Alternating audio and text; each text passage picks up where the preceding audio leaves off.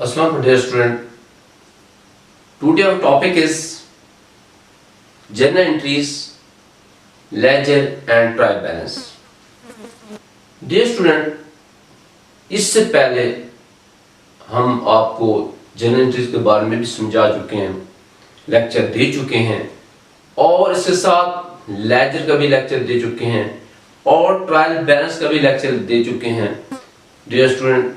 लेकिन उसके बावजूद आज चैप्टर नंबर 2 के अंदर, जो कि हमारी बुक फंडामेंटल अकाउंटिंग प्रिंसिपल की बुक है, which is written by Larson, तो उसके अंदर हम आज चैप्टर नंबर 2 का प्रॉब्लम नंबर 1 हल करेंगे और उसके अंदर दोबारा हम जर्नल एंट्रीज के बारे में बताएंगे, दोबारा लेजर के बारे में बताएंगे और उसके साथ हम दोबारा प्रैक्टिस करेंगे ट्रायल बैलेंस की, ताकि हमारे स्टूडेंट जो लर्नर हैं, जिन्होंने अभी अकाउंटिंग के सब्जेक्ट को चूज किया है और उनके लिए ये डेबिट क्रेडिट नई चीज है, लेजर और ट्रायल बैलेंस नई चीज है, तो उसके लिए हम दोबारा इस प्रॉब्लम को हल करते हैं, जो कि हमारा आज चैप्टर नंबर 2 और प्रॉब्लम नंबर 1 है। तो डियर स्टूडेंट्स, के अंदर हम ये देखते हैं कि हमारे पास जर्नल एंट्री जो होती हैं वो किस तरीके से पास होती हैं और ट्रांजैक्शन के अंदर हम कौन सी चीज को डेबिट करते हैं और कौन सी चीज को क्रेडिट करते हैं। तो ट्रांजैक्शन के अंदर अब हम इसके अंदर ये देखेंगे कि हमारे पास एक फॉर्म है जो कि Robert Ricky opening the computer consulting business.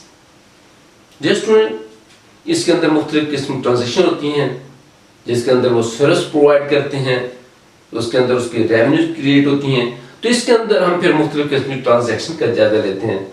तो डियर स्टूडेंट्स, इसके अंदर हम ये देखेंगे कि उनका जो मंथ है वो अप्रैल 1 है, तो हम इसके अंदर हम ये देखेंगे कि हमारे पास ट्रांजैक्शन किस तरीके से हम उनके अंदर हम किस चीज को डेबिट करते हैं, किस चीज को क्रेडिट करते हैं। तो डियर स्टूडेंट्स, के अंदर हम फिर देखेंगे हमारे पास 1 अप्रैल को जो ट्रांजैक्शन है वो ये है कि Robert Ricky invested 1 lakh cash and office equipment 24,000 in the business.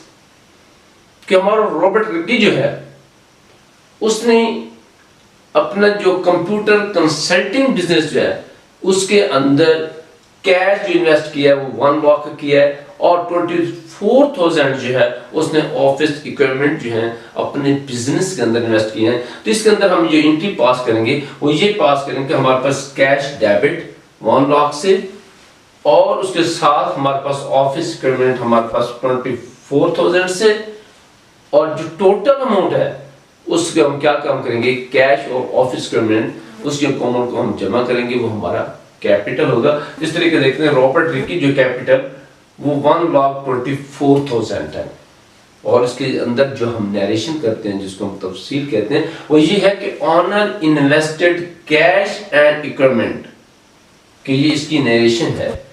तो जैसे उसके बाद हम ये देखते हैं कि हमारे पास 2 अप्रैल को क्या हम क्या करते हैं कि prepaid office rent 7,200 for 12 month rent for office space.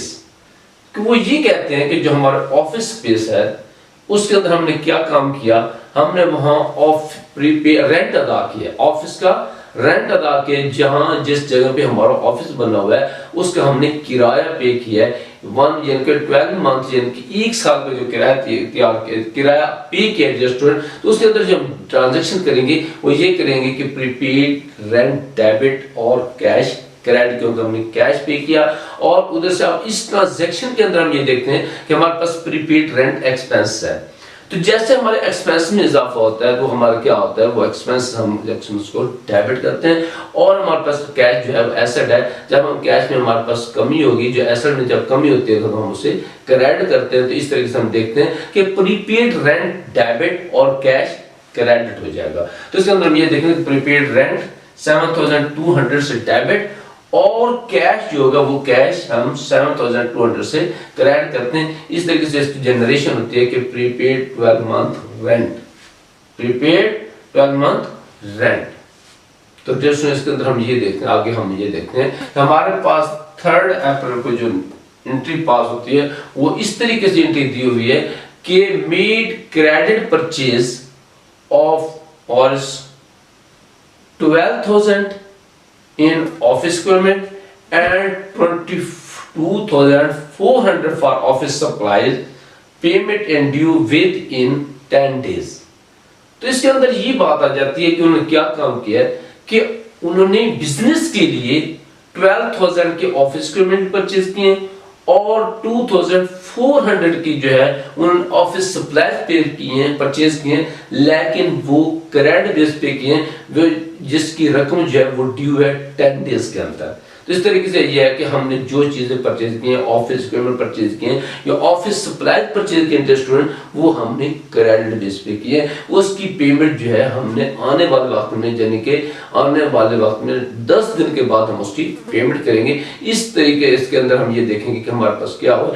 एक तरफ तो स्टूडेंट इसके अंदर हम जनरल एंट्रीज का अंदर हम ये देखते हैं कि हमारे पास एसेट में इजाफा हुआ है और उसके बाद क्या है कि लायबिलिटीज में इजाफा हुआ है। तो इस तरीके से क्या होता है कि जब हमारे एसेट में इजाफा होता है, जब हमारे स्टॉक में इजाफा होता है कि तो फिर हम क्या करते हैं कि जब एसेट में इजाफा होता है हम उसको डेबिट करते हैं और जैसे लायबिलिटीज में इजाफा होता है तो हम उसको क्रेडिट करते हैं। कि हमारे डेबिट और क्रेडिट के जो प्रिंसिपल्स हैं जब हम उनको फॉलो करते हैं तो इसके अंदर हम ये देखते हैं कि जब हमारे एसेट में इजाफा होता है तो हम उसको डेबिट करते हैं और जैसे लायबिलिटीज में इजाफा होता है अकाउंटिंग के रूल्स, अकाउंटिंग के प्रिंसिपल के मुताबिक हम उसको क्रेडिट करते हैं। तो इस तरीके से ऑफिस इक्विपमेंट हमारे पास डेबिट है 12,000 से और ऑफिस सप्लाई 2,400 से डेबिट है और अकाउंट्स पेपर जो है वो 14,400 से क्रेडिट हो जाएगा जब हम दोनों को ऐड करेंगे। तो इस तरह से हम ये देखते हैं कि purchase office supplies and office equipment on credit, ये इसकी नरेशन है जिसको हम तफसील भी कहते हैं, तो डिटेल कहते हैं। तो जस्ट इसके अंदर फिर ये देखते हैं आगे हमारे पास है कि 6 अप्रैल। तो 6 अप्रैल के अंदर जस्ट हम ये देखते हैं कि completed service for client and immediately receive 2,000 cash. इसके अंदर क्या है कि हमारी जो कंपनी है रॉबर्ट्री की कंपनी जो है वो कंप्यूटर कंसल्टिंग बिजनेस करती है। तो उन्होंने क्या काम किया, उन्होंने सर्विस प्रोवाइड किया अपने क्लाइंट को और उसके साथ साथ उन्होंने फौरी तौर पे वहां से 2,000 कैश रिसीव किया कि सर्विस प्रोवाइड की और साथ ही 2,000 कैश वसूल किया। इस तरीके से हम ये देखते हैं कि हमारे पास क्या हुआ कि इसके अंदर ये देखते हैं हमारे पास कैश में इजाफा हुआ और हमारे पास इनकम में भी इजाफा हुआ। और इसके अंदर हम ये देखते हैं जब हमारे पास कैश में इजाफा होता है हम उसको डेबिट करते हैं, हमारा एसेट होता है और उसके साथ जब इनकम में इजाफा होता है तो हम उसको क्रेडिट करते हैं। इनकम में जब इजाफा होता है तो हम उसे क्रेडिट करते हैं। तो जब अकाउंटेंट रूल्स के अंदर हम देखते हैं कि कैश डेबिट और हमारे पास सर्विस रेवेन्यूज जो है वो क्रेडिट हो जाएंगी। तो ये हमारे पास एंट्री है कि हमारे पास कैश 2,000 से डेबिट हो जाएगा डिस्ट्रेंट और उसके साथ सर्विस रेवेन्यूज है 2,000 से क्रेडिट हो जाएंगी। और इस तरीके से इसकी जो नरेशन हम पास करते हैं वो ये है कि रिसीव्ड कैश फ्रॉम सर्विसेज, कि हमने जो सर्विस प्रोवाइड की कैश रिसीव किया फ्रॉम सर्विसेज से। तो डिस्ट्रेंट इसके अंदर फिर हम ये देखते हैं कि आगे हमारे पास जो ट्रांजेक्शन है वो ये देखते हैं कि हमारे पास 9 अप्रैल को, जब 9 अप्रैल की बात करते हैं तो उसके अंदर हम ये देखते हैं कि हमने क्या काम किया। इसके अंदर ये है कि completed for and 8,000 project for client who must pay in within 30 days.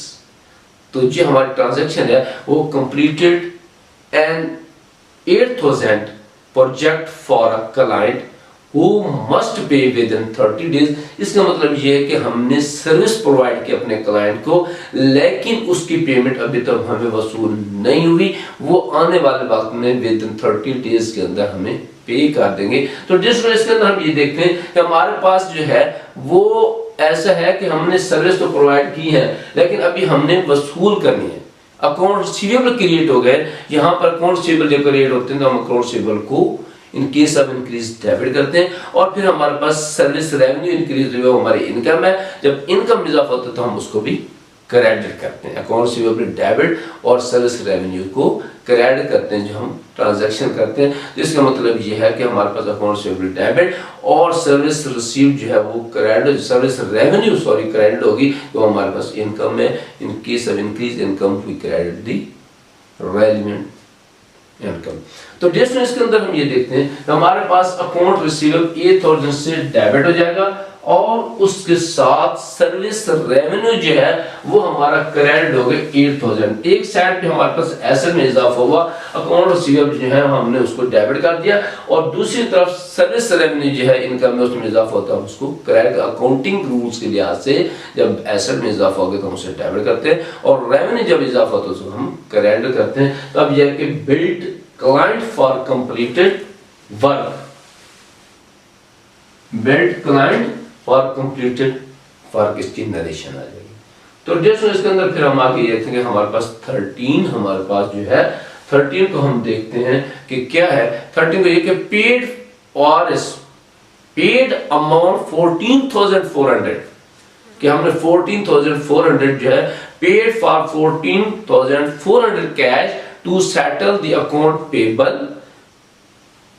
Credited created on April 3rd, कि अप्रैल 3 को जो हमने क्रेडिट परचेज की थी, तो क्या परचेज हमने 3 डेट को, हमने 3rd को क्या हमने परचेज की, ऑफिस इक्विपमेंट और ऑफिस सप्लाईज हमने परचेज की हैं, उसकी हमने पेमेंट किया है। कितनी की पेमेंट की है, वो 14,400 की अमाउंट जो है वो हमने, जिसमें हम डिस्कस कर रहे थे हमारे पास 3 डेट को, कि जो हमने पेमेंट करनी थी अकाउंट्स पेबल के लिए हुए थे 14,400, वो हमने अब पेमेंट करनी है, उसकी पैसे की पेमेंट करनी है। तो हमारे पास 13 को हम क्या करेंगे, अकाउंट्स पेबल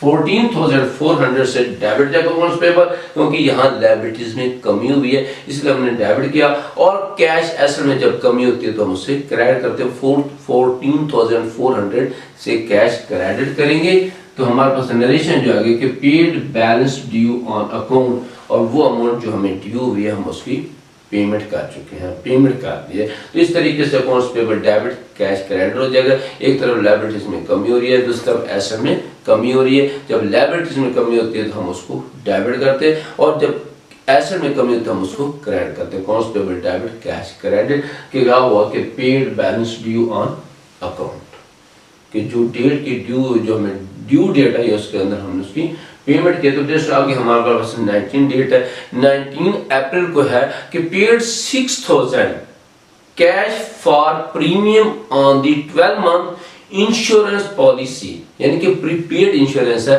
कि हमने किस्त अदा की है, कि किस्त अदा करनी थी, इस तरीके से prepaid insurance debit cash credit.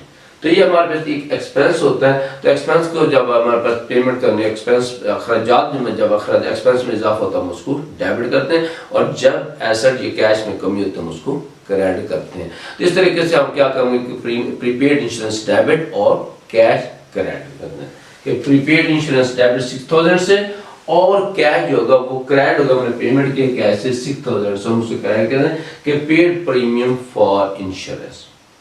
तो इसके अंदर अगर हम फिर ये देखें कि हमारे पास 22 अप्रैल की बात करते हैं, 22 अप्रैल की receive 6,400 cash as partial payment of work completed on April 9। अब अप्रैल 9 की जब हम बात करते हैं तो अप्रैल 9 के अंदर हमने सर्विस प्रोवाइड की थी 8,000 अपने क्लाइंट को, 8,000 रुपीस की, लेकिन उसके अंदर अब हमें कुछ पार्ट उसका जो है अभी वसूल हो रहा है, पूरी अमाउंट वसूल नहीं हो रही, उसके अंदर पार्शियल अमाउंट जो है उसकी वसूली हो रही है। तो वो हम क्या काम करेंगे, जब अमाउंट की वसूली करते हैं तो हमारे पास क्या होता है कि कैश हमारे पास आएगा कि कैश डेबिट और अकाउंट्स रिसीवेबल क्रेडिट हो जाएगा, क्योंकि उस वक्त अकाउंट रिसीवेबल डेबिट हुआ था और सर्विस रेवेन्यू क्रेडिट हुई थी। अब क्या हुआ कि अब हमारे पास कैश हमें मिल रहा है, कैश डेबिट और अकाउंट रिसीवेबल अमाउंट क्रेडिट हो जाएगा। तो इसके अंदर हम ये देख रहे हैं कि हमारे पास कैश डेबिट 6,400 से, और अकाउंट रिसीवेबल जो है जिसको हम उस वक्त डेबिट किया था हम उसे क्रेडिट कर देंगे 6,400 से। इस तरीके के collect part of amount on by the client के, हमने क्लाइंट से जो पैसे वसूल करने थे वो अब हमने वसूल कर लिए, लेकिन उसका कुछ पोर्शन वसूल किया। तो उसके अंदर फिर हम आगे देखते हैं कि डियर स्टूडेंट, हमारे पास 25 को है कि completed work of other client for 2640 rupees on credit.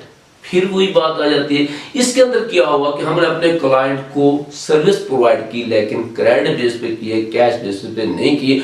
आने वाले वक्त में हम उसकी रसीदें करेंगे, अमाउंट हासिल करेंगे। तो इसके अंदर हमारे पास ट्रांजैक्शन हुई, इससे हमारे पास रेवेन्यू क्रिएट हुई है। तो हमारे पास इनकम जो है, रेवेन्यू है, जो हम जब हमारे पास इनकम इजाफा होता है हम उसको क्रेडिट करते हैं कि सर्विस रेवेन्यू क्रेडिट जाके अकाउंट रिसीवेबल डेबिट और सर्विस रेवेन्यू क्रेडिट हो जाएगी।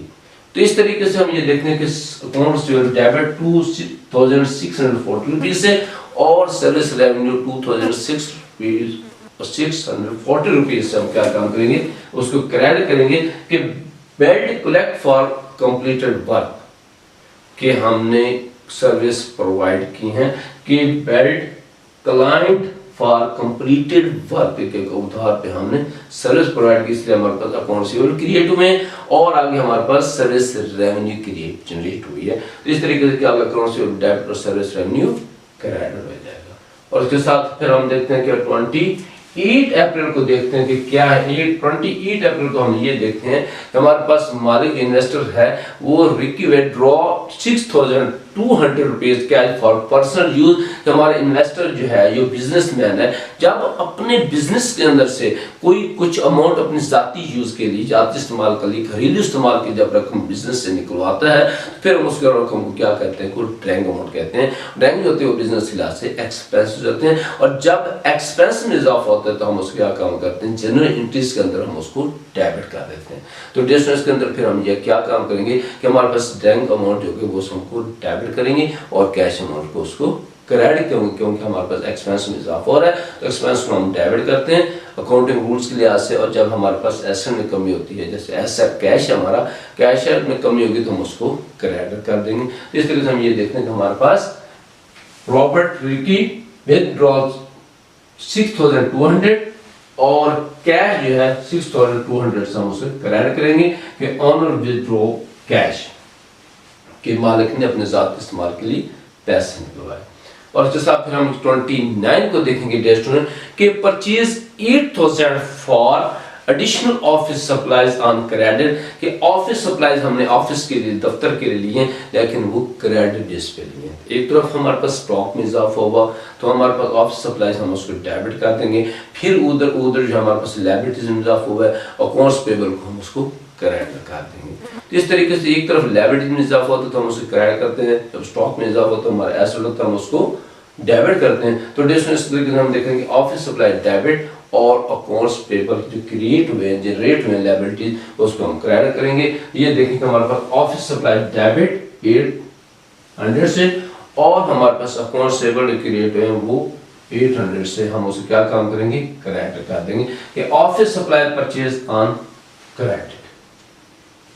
इसके बाद फिर हम ये देखेंगे कि हमारे पास आगे जो है paid for 700 cash for this month utility bill, कि हमने यूटिलिटी बिल जो है वो पे किए हैं। यूटिलिटी बिल जो है उनका जो हम जब हम पेमेंट करते हैं वो हमारे पास एक्सपेंस है, हमारे लिए एक्सपेंस है। जब हम एक्सपेंस की पे करते हैं तो यूटिलिटी बिल जो है वो डेबिट हो जाएंगे और कैश क्रेडिट हो जाएगी। वही पोजीशन है कि जब एक्सपेंस में इजाफा होता है हम उसको डेबिट करते हैं, जब एसेट में कमी होता है हम उसको क्रेडिट करते हैं। एक तरफ यूटिलिटी बिल है, एक्सपेंसेस है, उसको हम डेबिट कर देंगे, दूसरी तरफ हमारे पास कैश पे करें, कैश हमारा एसेट है उसमें कमी है तो हम उसको क्रेडिट करेंगे अकाउंटिंग रूल्स के लिहाज से। तो इसके अंदर जनरल एंट्री का मतलब हम जनरल एंट्रीज के अंदर हम क्या करेंगे कि यूटिलिटी बिल एक्सपेंसेस डेबिट और कैश को क्रेडिट कर देंगे, पेड यूटिलिटीज बिल। कि हमारे पास ये है कि यूटिलिटी एक्सपेंसेस 700 से हम डेबिट करते हैं और कैश को 700 से क्रेडिट करते हैं कि क्या कि पेड मंथली यूटिलिटीज बिल, इसकी नरेशन आ जाती है। तो जैसे ये हमारा इस क्वेश्चन के पास हमारे पास जो पार्ट 1 है उसके लिहाज से हमने सिर्फ जनरल एंट्रीज पास की हैं और इस जनरल एंट्रीज के अंदर मुझे उम्मीद है कि ये जो हमारे स्टूडेंट्स हैं, बेसिकली जो न्यू लर्नर स्टूडेंट हैं, उनके लिए ये जो है जनरल एंट्री एक बेसिक पॉइंट है। तो मुझे उम्मीद है कि स्टूडेंट्स को ये समझ आ गई होगी। फिर इसके अलावा जो है किसी को कोई जनरल एंट्री के बारे में कोई प्रॉब्लम हो तो आप हमें कमेंट्स में लाजमी शेयर किया करें, हम इंशाल्लाह दोबारा आपको सेटिस्फाई करेंगे और दोबारा हम जो भी प्रॉब्लम आपको क्रिएट होगा हम उसको दोबारा आपको सॉल्व करवाएंगे, दोबारा एंट्रीज को पास करवाएंगे, दोबारा उसके बारे में आपको इंफॉर्मेशन। स्टूडेंट, इससे पहले हमने जनरल एंट्री पास की, अब हम इस लेक्चर के अंदर आपको ये बयान करना चाहते हैं, आपको बताना चाहते हैं कि जनरल एंट्रीज के बाद हमने लेजर अकाउंट तैयार करने। जितनी भी हम ट्रांजैक्शन के अंदर जनरल एंट्री पास करते हैं, अब सेपरेटली अलग-अलग हर अकाउंट का एक लेजर अकाउंट तैयार करते हैं। जो भी ट्रांजैक्शन हमारे मुतल्लिक होती है उसका एक हम सेपरेट एक अलग जो है उसका रिकॉर्ड यानी कि उसके लेजर अकाउंट बनाते हैं। अब इससे सबसे पहले ये बताना है आपको कि जो हमारे पास जनरल एंट्री तैयार करते हैं, ट्रेडिशनली हमारे पास एंट्री का प्रोसेस होता है कि ट्रांजैक्शन को हम इंटर करते हैं, उसकी एंट्री बनाते हैं। तो उसके बाद जब हम लेजर की तरफ जाते हैं तो हमारा क्या होता है, वो पोस्टिंग प्रोसेस होता है, उसको हम पोस्टिंग कहते हैं। तो जैसे इस तरीके से हम ये देखते हैं कि लेजर अकाउंट के अंदर जहां हम हमारे पास अगर डेबिट हो रही है ट्रांजैक्शन तो हम डेबिट साइड तो उसका बैलेंस लिखेंगे, और जहां लेजर अकाउंट के एंट्री के अंदर जहां क्रेडिट हो रही है ट्रांजैक्शन वहां लेजर अकाउंट में क्रेडिट साइड पे उसको लिखेंगे। इस तरीके से हम उसकी तमाम ट्रांजैक्शन जो है डेट वाइज कैलकुलेट करके तब उसका हम बैलेंस कैलकुलेट करते हैं। फिर हमें पोस्ट में जाकर पता चलता है कि इस अकाउंट का जो बैलेंस है वो डेबिट है या क्रेडिट है। तो जो इसके अंदर हम ये देखते हैं कि आया कि हमारे पास ये देखें कि हमारे पास जो स्टूडेंट की लेजर अकाउंट है, ये हमारे पास लेजर अकाउंट है। तो लेजर अकाउंट के अंदर फर्स्ट ऑफ ऑल हम कैश का लेजर अकाउंट बनाते हैं, तो ये हमारे पास कैश का लेजर अकाउंट है। तो जो स्टूडेंट इसके अंदर हम ये देखते हैं कि हमारे पास कैश जो है कहाँ कहाँ डेबिट हुआ और कहाँ कहाँ क्रेडिट हुआ। अब हम एंट्री के बाद हम आगे क्या काम करेंगे, ये लेजर अकाउंट जो बनाएंगे जहां हम एंट्री की पोस्टिंग करते हैं, और इससे फिर हम तब पता चलता है कि क्लोजिंग मंथ में हम फिर ये देखते हैं कि हमारा बैलेंस कितना है। कैश को हम देखते हैं कि कैश हमारे यकम को डेबिट हो रहा है 1 लाख से, तो हमारे पास ये डेबिट साइड पे 1 लाख से इसको हम डेबिट करेंगे। फिर उसके बाद हम ये देखेंगे कैश जो है हमारे पास क्रेडिट हो रहा है 2 अप्रैल को क्रेडिट हो रहा है। तो इस तरीके से हम क्या काम करेंगे, कैश हम 2 अप्रैल को 7200 से क्रेडिट करेंगे। और उसके बाद फिर हम देखते हैं कि हमारे पास कैश जो है आगे कहाँ डेबिट हो रहा है, हमारे पास 6 डेट को तो 2000 से सर्विस रेवेन्यू के अगेंस्ट डेबिट हो रहा है। तो इस तरीके से जब हम पोस्टिंग करते हैं तो लेजर की डेबिट साइड पे हम लिखेंगे कि डेबिट साइड 2006 डेट को हम उसे डेबिट साइड पे उसकी पोस्टिंग कर देते हैं। और इसके साथ साथ फिर हम ये देखते हैं कि अब हमारे पास 13 को देखें कि 13 को कैश क्रेडिट हो रहा है 14,400 से, तो हमारे पास 14,400 से हम उसको क्रेडिट कर देते हैं। फिर उसके बाद हम ये देखते हैं 19 अप्रैल की बात करते हैं जो स्टूडेंट, इसके अंदर क्या हो रहा है कि कैश हमारा क्रेडिट हो रहा है 6000 से, तो 6000 से हम उसकी ट्रांजेक्शन को क्रेडिट करते हैं। और उसके बाद ये हमारे पास कैश डेबिट हो रहा है 22 को अकाउंट रिसीवेबल के अगेंस्ट, तो हमारे पास 6400 जो है इसको हम डेबिट करेंगे। 6400 को हम पोस्ट में जब करते हैं कैश में उसको डेबिट साइड पे उसको पोस्ट कर देते हैं लेजर के अंदर। और उसके बाद फिर हम देखते हैं कि आगे हमारे पास जो है कैश कहाँ है, कैश हमारे पास क्रेडिट हो रहा है ड्रैंक के अकाउंट से, तो हमारे पास ड्रैंक के अंदर हम ये देखते हैं कि हमने अपना कैश क्रेडिट हुआ 6200 से 6200 से क्रेडिट हो जाता है। और उसके बाद हम ये देखते हैं कि हमारे पास 13 डेट को कैश क्रेडिट हो रही है, ये देखें 13 अप्रैल को कैश क्रेडिट हो रही है एक्सपेंस के अगेंस्ट। और फिर हम ये देखेंगे 13 डेट को 700 से हम उसको क्रेडिट कर देते हैं। इस तरीके से हम डेबिट साइड जब टोटल करते हैं तो हमारे पास 1,08,400 आता है। जब उसमें से हम जनाब वाला क्रेडिट साइड मंफी करेंगे तो जब हम डिडक्ट करते हैं वहां से क्रेडिट साइड तो हमारे पास बैलेंस जो आता है वो हमारे पास है 73,900। तो जब हम ये तमाम के तमाम क्रेडिट साइड वाली अमाउंट जो है डेबिट साइड से मंफी करेंगे तो हमारे पास क्या आ गया 33,900 हमारे पास बैलेंस आता है। इसलिए हमने क्रेडिट साइड लिखा ताकि दोनों साइड आपस में टैली कर जाए। और इस तरीके से अब हमारा जो कैश के बैलेंस है वो डेबिट बैलेंस है 73,900 से, ये हमारे पास बैलेंस है इसका। इसके बाद हमारे पास ऑफिस इक्विपमेंट है, कैश का हम बना लिया। ऑफिस इक्विपमेंट को लेकर आते हैं। ऑफिस इक्विपमेंट का हम अंदर ये देखते हैं कि हमारे पास यकम को 24,000 से हमारे पास डेबिट हो रही है, तो डेबिट साइड पे हमारे पास 24,000।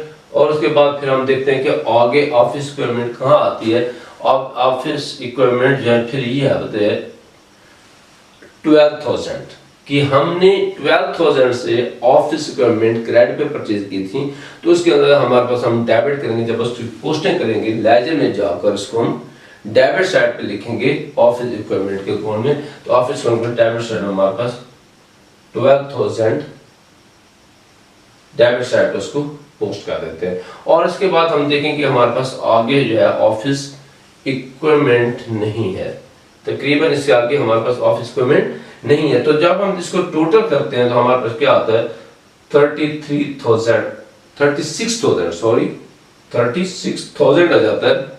अब हमारे पास डेबिट साइड बढ़ी है, इस तरीके से हमने बैलेंस यहाँ लिखा ताकि दोनों साइड आपस में टैली कर दें। तो इस तरीके से बैलेंस हमारा डेबिट बैलेंस है, डेबिट साइड बढ़ी है तो हमारा ये डेबिट बैलेंस है। तो इस तरीके से हमने क्रेडिट साइड इसीलिए लिखा कि ताकि दोनों साइड आपस में टैली कर दें, दोनों अमाउंट आपस में बराबर हो जाए, दोनों साइड बराबर हो जाए। तो हमारा 36,000 जो है वो हमारे पास ऑफिस इक्विपमेंट का बैलेंस।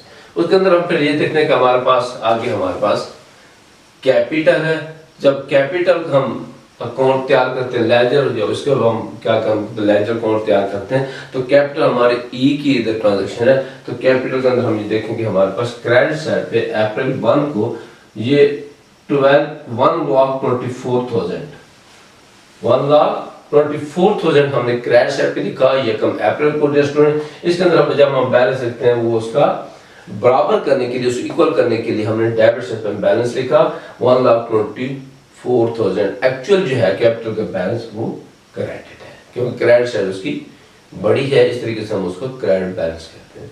तो इसके बाद हम ये देखें कि हमारे पास आगे क्या है, हमारे पास प्रीपेड रेंट है। फिर हम देखेंगे कि प्रीपेड रेंट जो है वो हमारे पास है डेबिट, कि डेबिट साइड पे प्रीपेड रेंट 7,200 है। जब हम इसको लेजर में पोस्ट करेंगे उसकी डेबिट साइड पे 7,200 से हम उसको डेबिट साइड पे इंटर करेंगे। डेट हमारे पास 2 है, 2 डेट को प्रीपेड रेंट 7,200, और इसके दोनों साइडों को टैली करने के लिए हमने क्रेडिट साइड पे 7,200 की एंट्री की।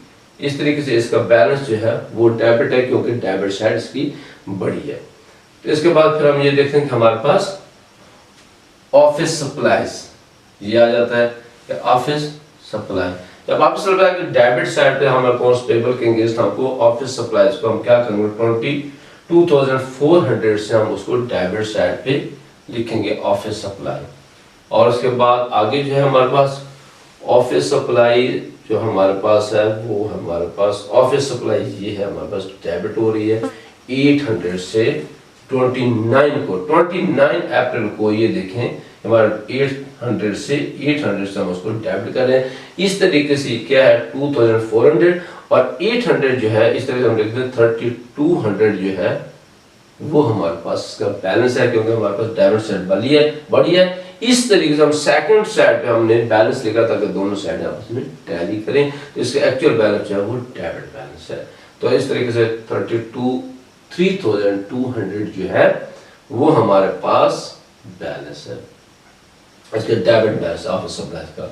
और उसके बाद फिर हम ये देखें कि हमारे पास कैश क्लियर हो गए। सर्विस रेवेन्यू, जब हम सर्विस रेवेन्यू की बात करते हैं हमारे पास सर्विस रेवेन्यू जो है हमारे पास ये देखें कि सर्विस रेवेन्यू के हमने अकाउंट क्रिएट किया।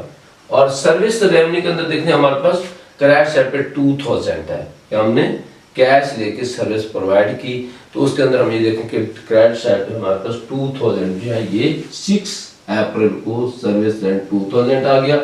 और उसके बाद हम फिर ये देखें हमारे पास 9 अप्रैल को सर्विस रेवेन्यू है अकाउंट्स रिसीवेबल के अगेंस्ट, वो 9 को हम 8,000 से उसको क्रेडिट करेंगे। और उसके बाद हमारे पास सर्विस रेवेन्यू जो है वो हमारे पास है कि 2640 रुपीज क्रेडिट साइड पे। ये हमारे पास 25 डेट को है, 25 डेट को हमारे पास 2640 रुपीज जो है वो हमारे पास सर्विस रेवेन्यू। इस तरीके से इसकी तीनों ट्रांजैक्शन जो है सर्विस रेवेन्यू की वो हमारे पास क्रेडिट बैलेंस है। जब हम क्रेडिट बैलेंस को टोटल करते हैं तो हमारे पास 12,640 रुपीज इसका बैलेंस आता है, क्रेडिट बैलेंस आता है। तो हमने उसको डेबिट साइड इसलिए लिखा रखा ताकि दोनों साइड उसके आपस में टैली हो जाए। तो इस तरीके से आगे हम देखते हैं कि सर्विस रेवेन्यू के अलावा हमारे पास क्या है। सर्विस रेवेन्यू के अलावा हमारे पास है कि प्रीपेड इंश्योरेंस। प्रीपेड इंश्योरेंस की बात करते हैं कि हमारे पास प्रीपेड इंश्योरेंस एक्सपेंस है, उसको हमने डेबिट किया।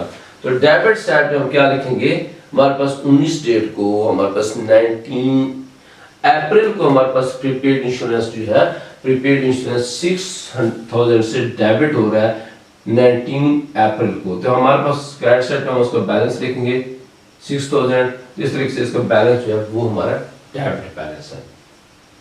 और इसके साथ हमारे पास है अकाउंट रिसीवेबल। अकाउंट रिसीवेबल जो है उसकी एक अमाउंट है हमारे पास 6,400। हमारे पास अकाउंट रिसीवेबल जो है वो हम क्या करें, क्रेडिट करें अकाउंट रिसीवेबल को। वो हमारे पास 6,400 से हम उसको 22 डेट की ट्रांजैक्शन है। और उसके बाद हमारे पास 9 की अकाउंट रिसीवेबल, ये डेबिट हो रहा है 8,000 से, हमने 8,000 से उसको डेबिट कर दिया। और उसके साथ साथ हमारे पास है कि हमारा अकाउंट रिसीवेबल जो है वो डेबिट हो रहा है 2,640 रुपीज से। तो हम ये देखेंगे हमारे पास 2,640 रुपीज से हम उसको डेबिट करें। इस तरीके से हमारे पास दो ट्रांजैक्शन ऐसी हैं जिसमें अकाउंट रिसीवेबल डेबिट हो रहा है। डियर स्टूडेंट, हम अकाउंट रिसीवेबल की बात कर रहे थे। तो हमारा अकाउंट रिसीवेबल जो है वो 2 डेटों के अंदर डेबिट हो रहा है और 1 डेट के अंदर क्रेडिट हो रहा है। तो हम जब डेबिट साइड को हम जमा करते हैं तो हम क्रेडिट साइड को जब डिडक्ट करेंगे, मनफी करेंगे, तो हमारे पास क्या है, डेबिट साइड बढ़ी है। और उसमें से हम जब क्रेडिट साइड मनफी करेंगे तो हमारे पास बैलेंस जो है वो ये आएगा 4,240 रुपीज। 4,240 रुपीज हमारे पास बैलेंस है। इसका मतलब है कि अकाउंट रिसीवेबल का डेबिट बैलेंस है। और उसके बाद हमारे पास बैंक है कि विदड्रॉज जो है कि हमारे पास रॉबर्ट रिकी विदड्रॉज, उसका अकाउंट ओपन करेंगे, बैंक का डेबिट होगा। डेबिट साइड पे हमने 6,200 जो है वो इंटर करना है बैंक, इसमें 6,200 डेबिट साइड पे आ जाएगा। और सेकंड इसके बैलेंस लिखेंगे ताकि ये आपस में टैली हो जाए। तो इस तरीके से इसका बैलेंस जो है वो डेबिट साइड पे है। और उसके बाद हमारे पास यूटिलिटीज एक्सपेंस है। यूटिलिटीज एक्सपेंस हमारे पास 700 है। ये डेबिट एक्सपेंसेस है कैश के अगेंस्ट। ये हमारे पास 30 डेट पे है। 30 डेट को हम डेबिट साइड पे इसका बैलेंस लिखेंगे और दूसरी साइड पे बैलेंस टैली करने के लिए, इक्वल करने के लिए हम क्रेडिट साइड पे उसकी एंट्री करेंगे। डेबिट बैलेंस है यूटिलिटी एक्सपेंस का हमारे पास डेबिट बैलेंस है। जस्ट ये हमारे पास था लेजर अकाउंट कि हम जनरल एंट्रीज को जब लेजर के अंदर पोस्ट करते हैं तो उसके अंदर देखते हैं कि उसका बैलेंस डेबिट है, डेबिट साइड पे एंटर करते हैं, क्रेडिट साइड पे एंटर करते हैं। जब मंथ के एंड पूरी डेट्स कंप्लीट हो जाती हैं तो फिर हम उसमें देखते हैं कि इसका लेजर के अंदर पोस्टिंग जब हमने की है तो उसका बैलेंस जो है उस लेजर अकाउंट का वो डेबिट है या क्रेडिट है। तो डिस्टेंस के बाद हम आपको ट्रायल बैलेंस से टैली करवाते हैं। ट्रायल बैलेंस में अगर दोनों साइड आपस में इक्वल हो जाते हैं, इसका मतलब है कि जितनी भी हमने ट्रांजेक्शन की हैं, लेजर के अंदर ट्रांजेक्शन की पोस्टिंग की हैं, वो तमाम की तमाम एक्यूरेट हैं। डियर स्टूडेंट, इस क्वेश्चन के अंदर हमने अब तैयार करना है कि ट्रायल बैलेंस क्या है। डियर स्टूडेंट, इससे पहले हमने आपको जनरल एंट्रीज पास करवाई, उसके बाद हमने लेजर अकाउंट बनवाया और अब हम ये देखेंगे कि हमारे पास ट्रायल बैलेंस किस तरीके से तैयार होते हैं। डियर स्टूडेंट, जो हमारे पास लेजर अकाउंट होता है उसके अंदर हमने बैलेंस कैलकुलेट किए हैं। क्या है कि हमारा किस अकाउंट के अंदर हमारा डेबिट बैलेंस है और किस अकाउंट के अंदर हमारे पास क्रेडिट बैलेंस है। डियर स्टूडेंट, ट्रायल बैलेंस जो है मेरा एक सिंपल अकाउंट है। इसके अंदर हमने क्या काम करना है, हमने वहां से जो बैलेंस है वो उठा के लेजर के अंदर हमने पुट करना है कि जो बैलेंस डेबिट होगा हमने डेबिट साइड पे लिखना है, जो बैलेंस क्रेडिट होगा हम ट्रायल बैलेंस की क्रेडिट साइड पे लिखेंगे उस अकाउंट के नाम को अंदर।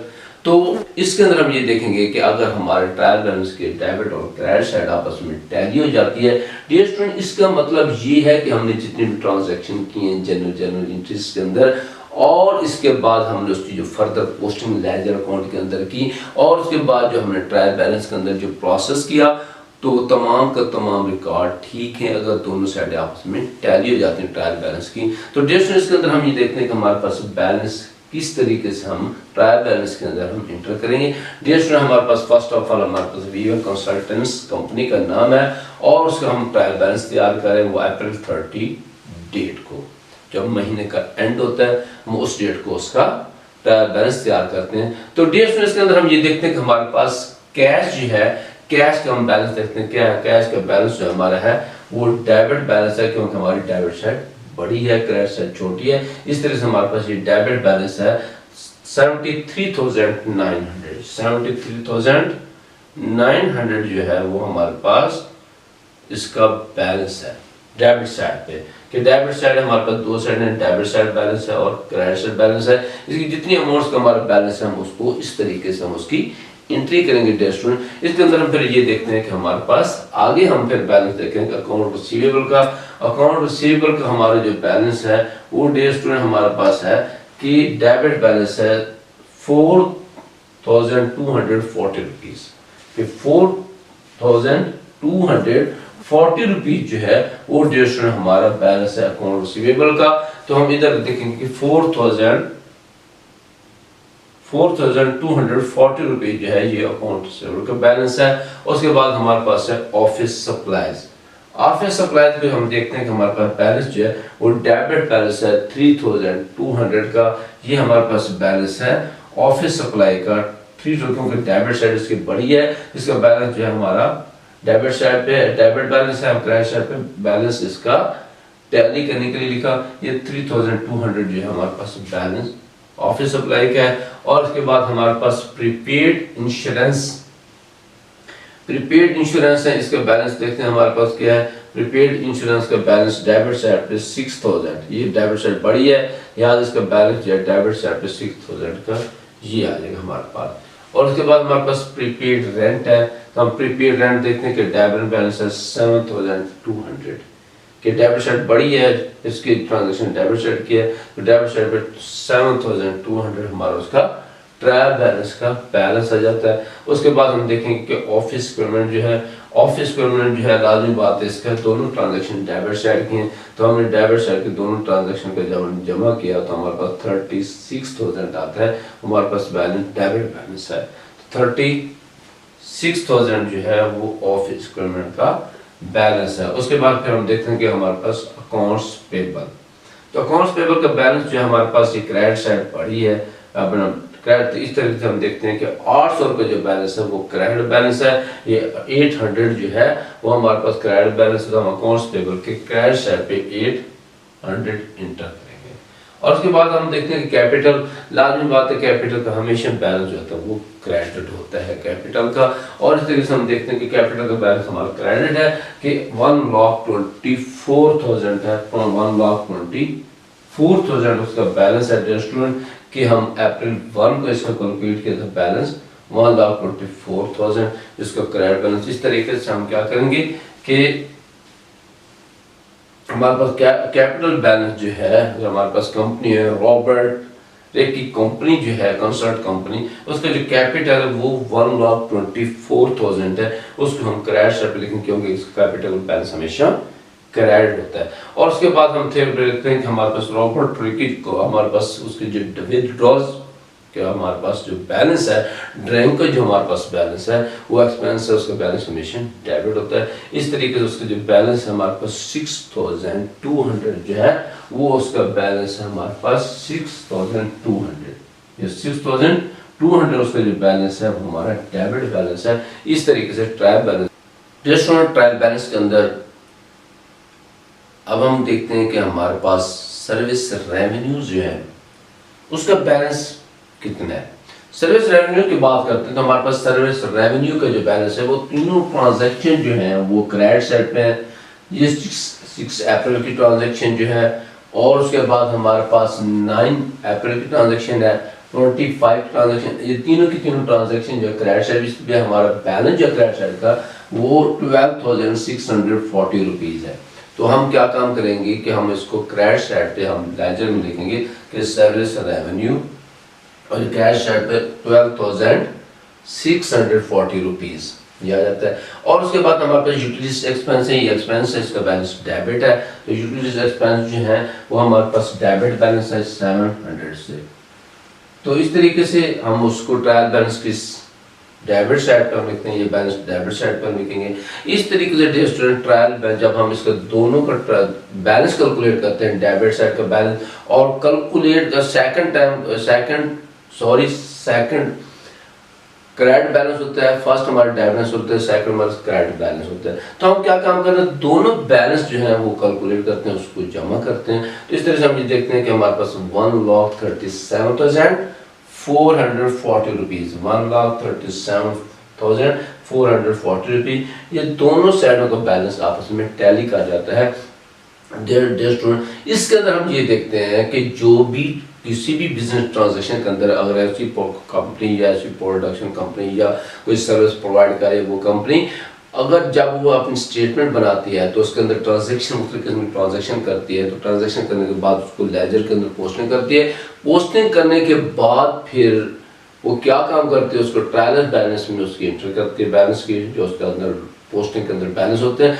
तो उसके ट्रायल बैलेंस के अंदर फिर क्या होता है कि हम क्या काम करते हैं, हर हेड के अंदर हम उसका बैलेंस इंटर करते हैं। तो इस तरीके से हमारे पास उसका प्रोसीजर है, दोनों साइड आपस में बराबर है। इसका मतलब है कि तमाम की तमाम ट्रांजैक्शन जो इस क्वेश्चन के अंदर हमने जितनी भी एंट्रीज की हैं या लेजर के अंदर पोस्टिंग की हैं या ट्रायल बैलेंस के अंदर जो भी प्रोसेस इंटर किया वो तमाम के तमाम एक्यूरेट है, उसमें किसी किस्म का कोई मिस्टेक नहीं है। तो दोस्तों ये हमारे पास क्वेश्चन प्रॉब्लम नंबर 1 था चैप्टर नंबर 2 के अंदर प्रॉब्लम हमने 1 हल किया। तो ये मुझे उम्मीद है कि स्टूडेंट को ये बेसिक कंसेप्ट के बारे में, जनरलिटीज, लेजर और ट्रायल बैलेंस के बारे में समझ आ गई होगी।